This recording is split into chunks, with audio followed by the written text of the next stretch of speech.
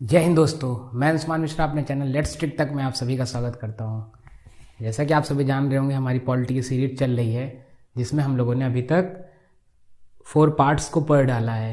ठीक है, जहां तक आर्टिकल 51A तक हमने कंप्लीट कर लिया है। तो आज हम लोग आर्टिकल 52 से 62 के बारे में डिस्कशन करेंगे, जिसमें जो आर्टिकल पार्ट 5 में आता है। ठीक है, तो आज से पार्ट 5 की स्टार्टिंग हो गई है, तो लेट्स स्टार्ट। ठीक है, देखिए आर्टिकल पार्ट 5 है क्या। पार्ट 5 बेसिकली प्रेसिडेंट के लिए है। ठीक है, प्रेसिडेंट को जो प्रेसिडेंट का आर्टिकल है वो 52 से लेके 62 तक है। इसमें उनके पद ग्रहण का है, निर्वाचन का है, महाभियोग का है, कौन कौन वोट दे सकता है, ये सारी चीज़ें हम लोग को पढ़ना है। तो जिसकी शुरुआत हम लोग आज से शुरू कर रहे हैं। तो पहला आर्टिकल है हमारा 52, आर्टिकल 52। इसकी मैं आपको एक ट्रिक बताऊंगा लास्ट में, जब सारे आर्टिकल कंप्लीट हो जाएंगे तो एक ट्रिक बताऊंगा इसको याद करने की। जैसे क्या है आर्टिकल 52, ये क्या है, पद, मतलब भारत में एक राष्ट्रपति का एक पद होगा। ठीक है, क्या लिखा है, भारत का एक राष्ट्रपति होगा जिसमें एक पद होगा भारत के राष्ट्रपति का। दूसरा क्या है आर्टिकल 53, आर्टिकल 53 में उसकी कार्यपालिका नहीं थे, मतलब कार्यपालिका मतलब जो उसके काम करने की शक्ति होती है वो उसमें निहित है कि वो कोई भी काम, मतलब जो उसको प्रोवाइड किया गया है, तो जो काम करने की उसकी जो पावर दी गई है, उसको एग्जीक्यूटिव की जो पावर दी गई वो करेगा। ठीक है, भारत संघ में एक कार्यपालिका शक्ति राष्ट्रपति में निहित होगी। आर्टिकल 54 क्या है, निर्वाचन। यहाँ पे उनके निर्वाचन की बात की गई है कि आर्टिकल 54 में इनके निर्वाचन की बात की गई है कि राष्ट्रपति का निर्वाचन कैसे होता है। तो आइए इसको हम थोड़ा सा डिटेल में पढ़ें। एक्चुअली इनके इसमें वोट दे कौन सकता है। देखिए, इसमें वोट दे सकते हैं 3 तरीके के लोग। एक वो लोग जो विधानसभा के मेंबर हों, एक वो लोग जो विधानसभा के मेंबर हों, विधानसभा के मेंबर हों। ठीक है, विधानसभा हर राज्य में अपनी विधानसभा होती है। दूसरी राज्यसभा के मेंबर और लोकसभा के मेंबर।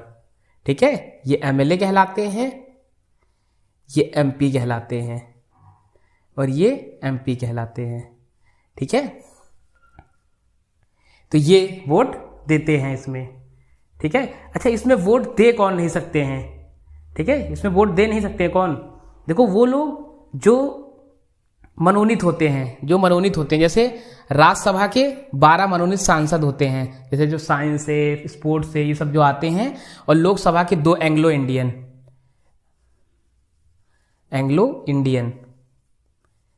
लोकसभा के 2 एंग्लो इंडियन और ये राज्यसभा के ये मनोनीत सांसद। वैसे ही तो इसमें क्या है, ये लोग इनको वोट देने का अधिकार नहीं है। ठीक है, तो जो मनोनीत सांसद होते हैं या एमएलए होते हैं या एमपी होते हैं, उनको वोट देने का अधिकार इसमें नहीं है। ठीक है, तो वोट दे कौन सकता है, विधानसभा के मेंबर जिनको एमएलए कहते हैं, राज्यसभा के मेंबर जो एमपी होते हैं, और लोकसभा के मेंबर जो एमपी कहलाते हैं। ठीक है, नेक्स्ट आता है इनका एक फॉर्मूला।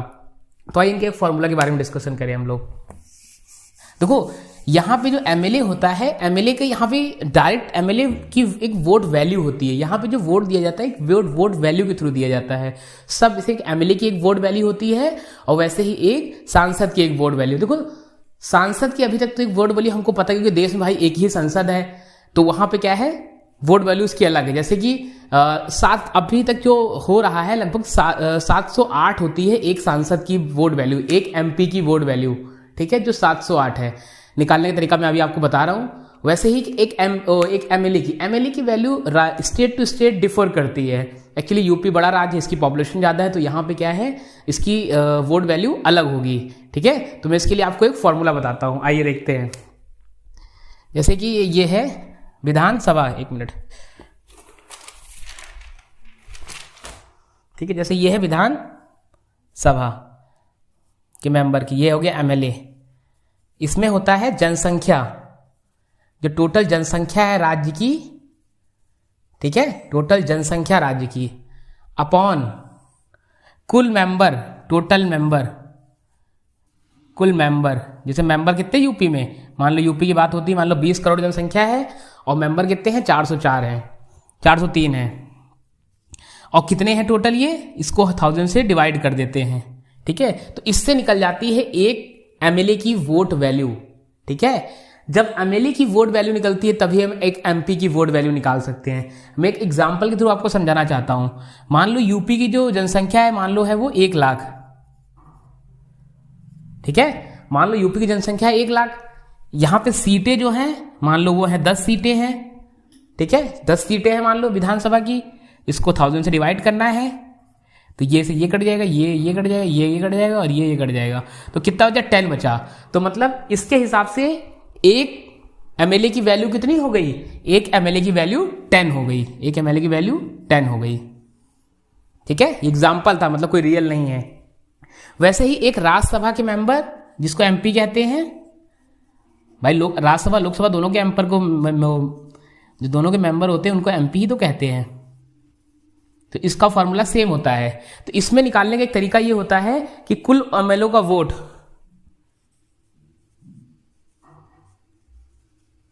कुल एमएलए का वोट, ठीक है, अपॉन कुल एमएलए का जो वोट होता है अपॉन क्या हो जाएगा, कुल एमपी, कुल एमपी, जो एमपी कितने, जो राज्यसभा प्लस लोकसभा दोनों के मिला के होंगे, तो ये एक तरीका होता है। तो यहां पे एमएलए की वोट वैल्यू निकालनी ही पड़ेगी, ठीक है। तो ये आपको याद रखना है, ये एक फॉर्मूला होता है, इसको याद करने का, एग्जाम में पूछ भी सकता है, तो ये आपके लिए इंपॉर्टेंट है। अब देखो इसमें एक चीज ध्यान देने वाली बात है, तो यहाँ पे जनसंख्या का बहुत महत्व दिया गया है, ठीक है, जो जनसंख्या उसका बहुत महत्व दिया गया है, क्योंकि देखो जिस राज्य की जनसंख्या जितनी ज्यादा होगी उसकी वोट वैल्यू उतनी ज्यादा होगी। मैंने देखो 1 लाख निकाला था, अब मान लो यूपी की जनसंख्या कितनी है, 20 करोड़ है, तो उसके एमएलए की वोट वैल्यू बहुत ज्यादा होगी। अभी गोवा की निकालेंगे तो उसकी एमएलए की वोट वैल्यू बहुत कम होगी, पॉपुलेशन कम है तो वो सीट भी कम होगी। अब कहाँ 20 करोड़ को हम 4 से डिवाइड करें 400 से, और कहाँ हम 1 लाख को 40 से डिवाइड करें तो डिफरेंस क्या आएगा, करोड़, तो जो पॉपुलेशन तो बहुत ज्यादा है ना वहां पे यूपी में। इसीलिए देखा होगा आपने यूपी के जो वोट की वैल्यू होती है बहुत ज्यादा होती है, और जब यूपी में चुनाव होता है, इलेक्शंस होता है, तो बहुत ज्यादा नेता लोग यहाँ की प्रेफरेंस देते हैं। देखो यूपी में अगर जिसकी पकड़ मजबूत है उसका राष्ट्रपति बनना लगभग तय है, ठीक है, क्योंकि यूपी में ही जिसकी पावर ज्यादा होती है, अगर वो थोड़ा सा अलग अलग राज्यों में है तो उसकी वोट वैल्यू की महत्ता ज्यादा होती है। इसीलिए देखा होगा अभी, अब जैसे यहाँ विधानसभा में आपने देख रहे होंगे इस समय कि बीजेपी के 275 मेंबर लगभग जीत के आए हैं, तो इनकी इस समय क्या होगी, वोट वैल्यू ज्यादा हो गई है अब यहाँ पे, क्योंकि इनकी जनसंख्या ज्यादा है, इनके मेंबर ज्यादा जीत के आए हैं, तो इनके वोट वैल्यू ज्यादा होगी, ठीक है। तो यहाँ पे वोट वैल्यू निकाली जाती है एक्चुअली, ठीक है, एक राज्य की अलग अलग वोट वैल्यू निकलती है उनके मेंबर के हिसाब से। इसमें एक चीज याद रखना है कि जो जितना बड़ा राज्य होगा उसकी वोट वैल्यू अलग, जो जितना छोटा राज्य होगा उसकी वोट वैल्यू अलग होगी। इसके आगे की हम कल कंटिन्यू करेंगे। आपको मेरी क्लास कैसी लगी प्लीज कमेंट बॉक्स में जरूर बताइएगा। Please subscribe my channel let's trick तक एंड शेयर इट।